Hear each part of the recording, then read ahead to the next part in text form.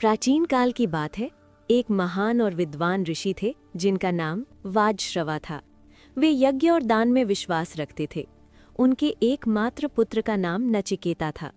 नचिकेता बालक होते हुए भी अत्यंत बुद्धिमान, शांत स्वभाव और साहसी था।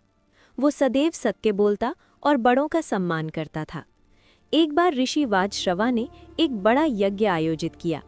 यज्ञ में दान देना आवश्यक था, लेकिन उन्होंने दान में ऐसी गायें दे दी जो बूढ़ी, दुर्बल और दूध देने में असमर्थ थीं। ये देखकर नचिकेता का मन दुखी हो गया।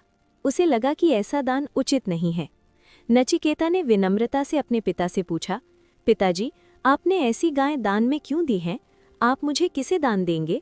पहले तो ऋषि ने उत्तर नहीं दिया, पर बार बार पूछने पर वे क्रोधित हो उठे और आवेश में बोले, मैं तुम्हें यमराज को दान देता हूँ।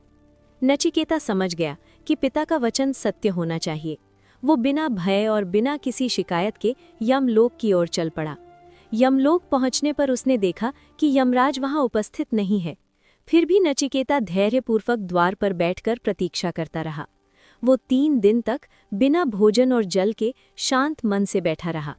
जब यमराज लौटे तो उन्हें ये जानकर अत्यंत दुख हुआ कि एक बालक 3 दिनों से उनकी प्रतीक्षा कर रहा था।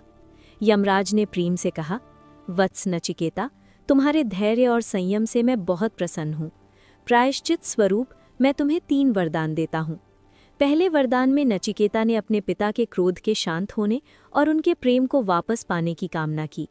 दूसरे वरदान में उसने यज्ञ और धर्म का सच्चा ज्ञान मांगा, जिससे मनुष्य सही मार्ग पर चल सके।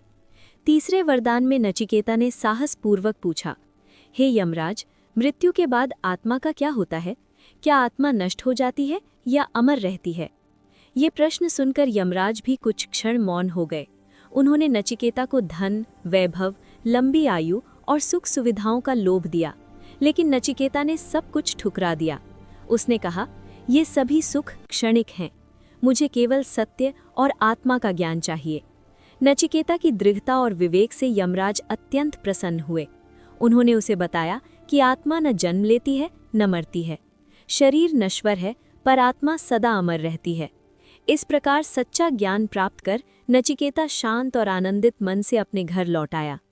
कहानी की शिक्षा: ज्ञान, साहस और सत्य का मार्ग ही मनुष्य को महान बनाता है।